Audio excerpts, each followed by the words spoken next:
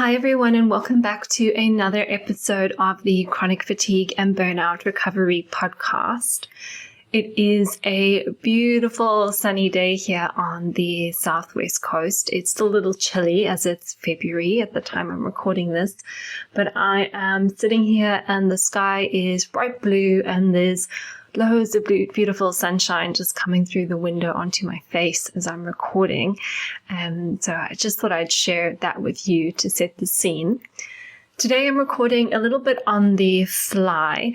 I have just been pretty busy since the start of the year, which is obviously great for business, but it means keeping up with things like the blog and social media and the podcasts.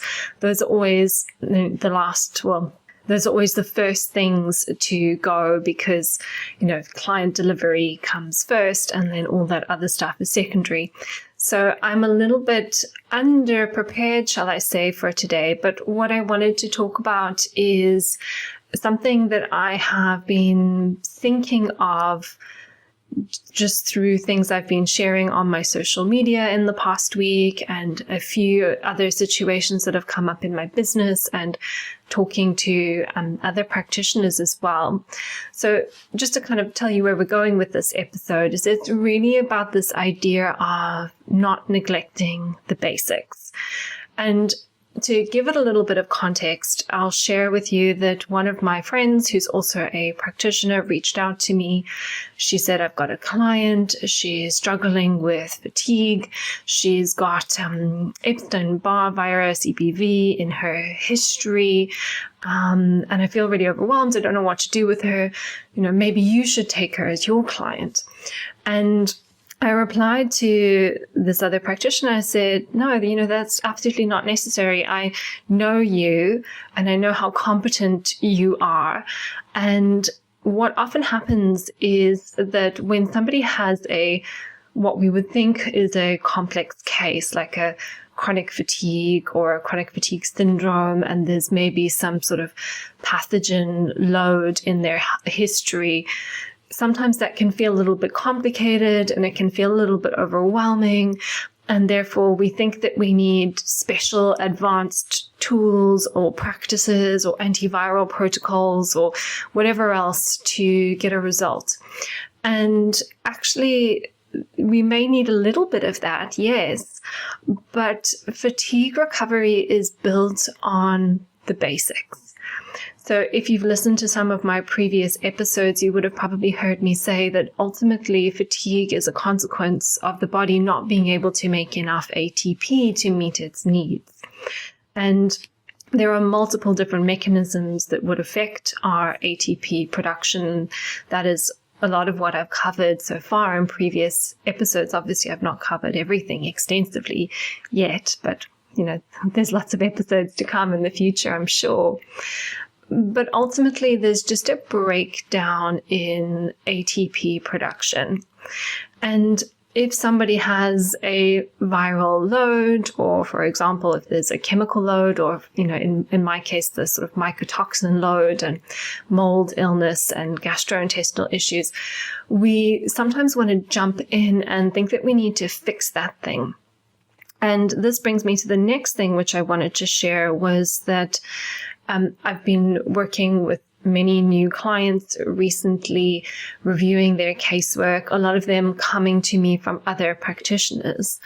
And as I've been reviewing their health check questionnaire and reviewing their testing history and just reading and hearing comments about what their other practitioners have recommended for them, very basic things have been missed. And I don't want to use this podcast to slate other practitioners or to talk negatively about other practitioners, because nobody is perfect. And I know I'm not perfect. And I know from, all the different clients I've worked with across the years, I could only help them to the best of my ability at the time. And there were times when I think back on certain clients and certain cases with the knowledge I have now, oh, I probably should have done that differently. Oh, I probably should have done that differently. So I'm not perfect.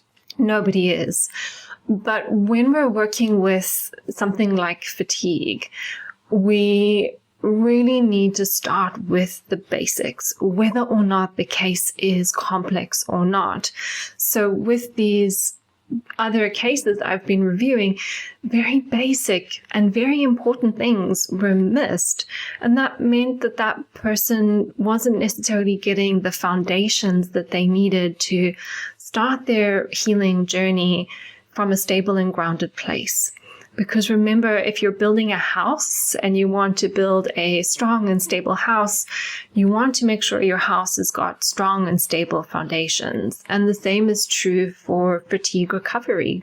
So when we work with fatigue recovery, sometimes it's so easy to throw the most simple things out of the window because we almost think that they're too simple for the complexity of our experience. And so really what I just want to use this episode today to remind you about is that the basics matter and simplicity matters, and just keeping things sort of easy to do in terms of your routines and supportive of the nervous system, not overwhelming with too many advanced practices and guzzling down a million supplements. Not that I think that supplements aren't helpful, but we need to find the right balance of carefully chosen supplements to support the body. So if I kind of circle back to that example I gave of the fellow practitioner who reached out to me and said, I'm not quite sure about my ability to support this client. And I said, well, you know about blood sugar, you know about sleep, you know about stress management, you know about digestive health, you know about hormones, you know about breathing and proper oxygenation of the body and circadian rhythms. That you are perfectly well equipped to support this client. I have no doubt that if you were to explore all of those things, that maybe she might be doing one or two of them, but I doubt that she is doing all of them. So that was the sort of feedback that I gave to my fellow practitioner. And that is the feedback I want to give to you today if you're listening. If you're feeling like you're a little bit ungrounded in your healing journey, if it's a little bit like you can't quite get your feet stable on the ground to get some traction to move forward, this is an invitation to come back to the basics if that's what you need. There will be cases when someone is doing everything right and they're still not getting traction. And I've been that person. And in which case we maybe do need to dive deeper and look if there's a stealth infection or a toxin overload or something like that that's stopping the body really getting the momentum that it needs. But for the most part, this is just an opportunity for you to maybe check in with yourself and just be like, am I doing this? Am I doing that? How do I know?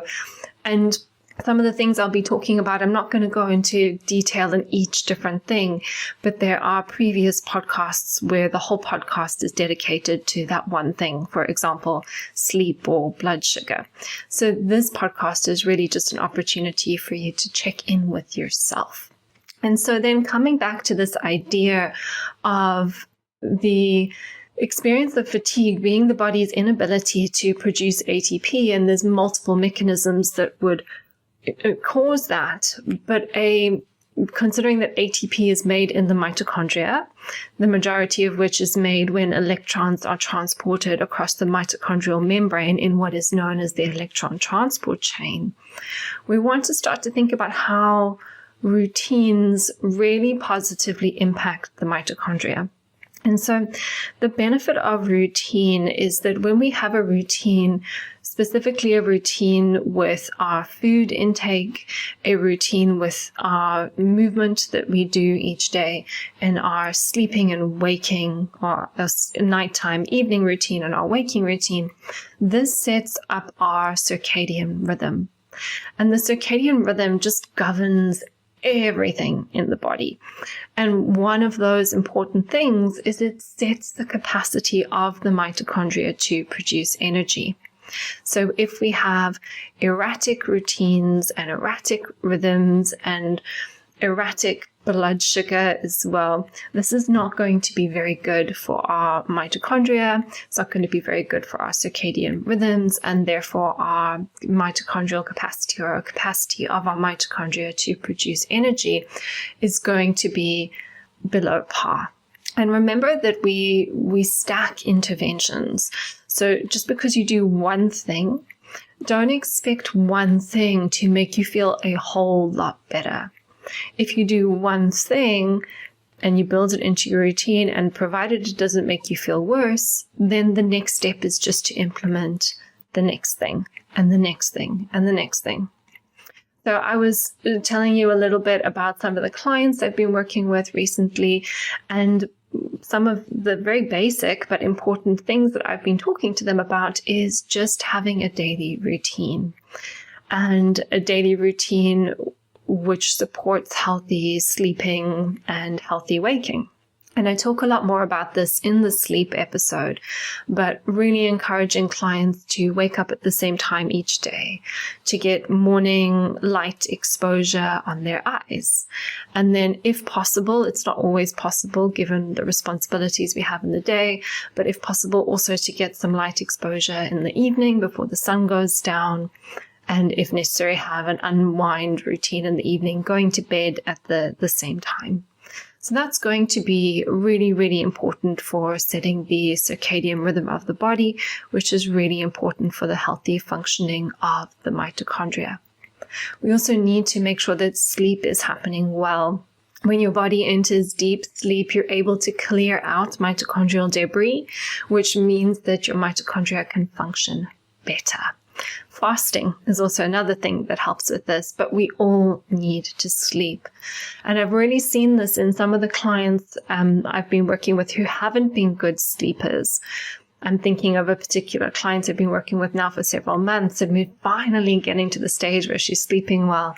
And it's really just made such a big difference in her day to day, and she's able actually to go back to the gym now because she's sleeping well and she's recovering. And then obviously that physical activity is also supporting healthy mitochondria as well. So we want to have a good rhythm of sleeping and waking, light exposure in the morning and in the late afternoon. We also want to make sure that the quality of the sleep is really good. So really important basic things to master. Then once we've got that, we want to think about food. And especially when I'm working with a client in the early stages of their fatigue recovery, when there's a lot of instability in their system and their nervous system, these routines help to create a sense of stability in the body. So we want to have regular meal times, and whether that person is eating 3 times a day or 5 times a day, it doesn't matter. But when they're eating and when they're not eating should be consistent each day. So if they have breakfast at 9, they should always have breakfast at 9. If they're having their evening meal by 6 p.m., they should always have their evening meal by 6 p.m. So we want to create stability and routine in the feeding schedule. And then we can also look for stability within the meal so that blood sugar remains stable. Because if blood sugar is dropping too low and someone is going hypoglycemic during the day, that can be damaging to the mitochondria. If the blood sugar is going too high and somebody is becoming hyperglycemic or hyperinsulinemic, high insulin, which is not the same necessarily as having high blood glucose, then that can also be damaging to the mitochondria, and that's going to impact energy and ATP production. So we stabilize sleeping and waking and the quality of sleep. And then we stabilize meal timing, and then we stabilize what's going on inside those meals, making sure that they're supportive of healthy blood sugar. And then the next thing is movement. Whether or not you are bedbound or at the very end of your fatigue recovery, everybody needs to move. And you just move as much as you can within the capacity that you have. So some people, their movement is walking around the block, and that takes them 5 minutes. Other people, it's just doing some gentle arm movements and leg movements in bed. And some of my clients are going back to the gym or starting weight training or other types of exercise. So it doesn't matter where you are, but your movement should be consistent and ideally done at the same time each day. if you're not able to be consistent with your movement, especially in these early stages, then the movement that you're doing is too much. And again, that was something that I fell into the trap of, constantly trying to exercise, doing too much, and then not able to be consistent with it. So I never got into a good routine. So if you're somebody who struggles to get up out of bed in the morning, you're very groggy, you feel very unrefreshed after sleep, even though it's the thing you probably do not want to do, ideally what you should be doing is getting outside, moving a little bit, getting some light on your eyes, and that will be a really good way to support a healthy biorhythm, support that cortisol awakening response. So those, I would say, are the top three: movement, sleep and circadian rhythms, and food, meal timing, and blood glucose control. The other thing worth mentioning here is really basic things like if you have fatigue, ruling out anemia is really important. So if there are any issues with oxygenation, because in anemia we aren't able to transport oxygen effectively to the cells, that's going to have an impact on your ability to make energy and mitochondrial function. If there are any hormone imbalances, these really need to be addressed because they can also influence the health of the mitochondria. So estrogen, testosterone imbalances, progesterone imbalances, thyroid hormone imbalances as well. We also need to have a certain amount of stimulation. So I talked about movement stimulation, but also cognitive stimulation. So again, just thinking of another client who's not working but would like to go back to work, we've been talking about things that she can begin to do each day to challenge herself cognitively so she can reestablish that cognitive capacity, kind of like an exercise regime, but for her brain. So we're really thinking here about just creating a sense of stability, creating a sense of structure, and then creating the foundations on which we can build. And then we can dig deeper and we can go into, do we need to do an antiviral protocol or a gut protocol or a parasite cleanse or a mold detox? And obviously it's very hard to say we do X and then we do Y and then we do Z, because in reality, every case is different and there's overlap and these sort of different stages or phases intermingle. But if we're kind of breaking it down for simplicity's sake into stages, it's really about stabilizing the basics. Even just checking things like, are you drinking enough water? Are you hydrated? Do you need electrolytes? Those are all important things to be considering. And then obviously something I haven't mentioned, which goes without saying, is just nervous system, supporting the nervous system and making sure that we know what it feels like in our bodies to be regulated. And we also know the things that help us access regulation. And we're doing these things multiple times a day. Because often when I speak with clients, they first of all don't know what it feels like to be regulated. And if they don't know what it feels like to be regulated, they can't really identify the things that help them to do that. And this is part of what I teach in the Nurturing Resilience group program. So if you're listening to this and you're thinking, oh yeah, I don't know what it's like to be regulated and I don't really know what helps me, then that's a good place for you to maybe come and join us. So then also where I wanted to wrap up with this is that I've kind of stressed this importance of having routines. And this sort of, we need to wake up at the same time, we need to have the same meal times, we need to be exercising at the same time. And of course, then I've got clients who are doing other things. They're doing lymphatic drainage, or they're parent technique exercises, or they are using a sauna, and then they're meditating, and then they're doing their nervous system exercises that I've taught them, and then they've got their yin yoga, their restorative yoga, and then their time in nature. And it ends up becoming like a bit of a laundry list of all the things they need to do to take care of themselves every day. And this is where we really want to find the balance between working on ourselves and creating a healing environment and a healing routine, and also just being a human being that is a human being and not just a human being that's trying to heal. And here we really just want to dance with this a little bit, is the word that I want to use, which is we do need to do things. And the sweet spot is hoping that, or finding the things that really support our body and feels good, and also enjoying them.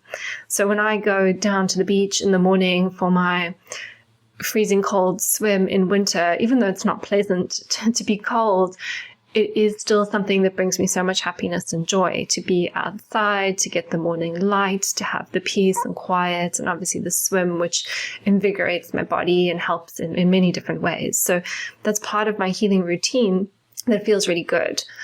But then there might be other things that you don't enjoy, like prepping your salads, or following specific diets, or saying no to the chocolate brownie, or whatever it might be. And there are moments in our journey where we can just feel fed up with all the things we have to do to take care of ourselves. And that's also a human thing. All humans, whether they have a chronic illness experience or not, all humans are fed up at times by having to do certain things in the moment for whatever reason they don't want to do. And so this is where we have to dance. We have to dance with having enough structure, having enough discipline, having enough routine to support our bodies. And within that, also having freedom to live, knowing sometimes when sometimes life happens, stress happens, there's extra pressures, extra things going on. And we really need to listen to when do we just need to take a step back, take the pressure off, give ourselves a break, stick to the minimum of things that we need to do to take care of ourselves. And then there are actually times when we increase intensity. So we also need to know, okay, when do I turn the dial up on my healing? When do I kind of say no a little bit more to some of the other things, and then increase the healing intensity? And I think of examples of what I mean here is maybe you're doing a detox protocol and you need to spend more time going to the sauna, or you need to spend more time resting, or you may need to spend more time doing lymphatic work, or whatever it might be. Or maybe you're doing a gut protocol and you really have to up the ante on excluding certain foods from your diet. So there are times where we maybe increase the intensity, but we don't want it to feel that intense all the time. We want to go through periods of intensity and then periods of softening. And then finally, we also need to not be too non-committal. So when we soften, enjoy the softening, enjoy taking, some of the restrictions away. But we don't want to be in this place where we're constantly do a bit of this, do a bit of that, but we're not consistent. We monitor our blood sugar for a few days and then we skip it. We skip the monitoring every time we eat something that's not great. Or sometimes we go to bed on time, sometimes we stay up late. So there needs to be structure, and that structure shouldn't be overly rigid and forceful. But we also don't want to go completely in the opposite direction where we're inconsistent and we're not sticking to things long enough to really allow the body to be like, okay, this is the routine, this is how it works, and then let everything else in your biochemistry line up. So one of the things I like to say, and this is probably where I'll wrap up, is that healing is really about being able to understand what we need, what our bodies need and what our souls need, and honoring those needs. So we first of all need a connection with ourselves and with our bodies to identify the needs. And then the second part of that is, now we've identified them, can we really meet those needs for ourselves or seek the support from others that allows those needs to be met? And this finding the balance of our routines and finding the balance of healing modalities that really work for us is part of that process. And it is the healing. Finding the balance is the healing. Because if you're an achiever like me and you're constantly pushing too hard and trying to achieve at your healing, that's not healing. So we really want to, I guess, just take a moment and perhaps use this episode as a prompt to check in with yourself. Are you getting those basics? Are there things in your case that could have been overlooked? And are you feeling supported in your healing journey with what you're doing? Maybe this has been a good reminder to come back to the things you've let slip and slide. Maybe this is a good reminder that you're ready to up the ante and do a little bit more intense work. Or maybe this is a reminder that actually now is a good time to take the pressure off and take a step back. Or maybe it's just a reminder that you have permission to be fed up, and you can just give yourself space to let your inner child or inner toddler, throw their toys out the pram. Have that, I'm fed up, I hate being ill, I'm sick of having to do everything like this all the time. Really hold space for that. Feel it, embody it. And this is all stuff we teach on the Nurturing Resilience program as well, if you don't know what I'm really meaning when I say that. And then let it move through you, and then you can move on with your healing. So thank you so much for listening to this today. As I said, it was a little bit of an impromptu episode, but it saves me a lot of time to do it this way. So if you have enjoyed today, please let me know. You can reach out on socials.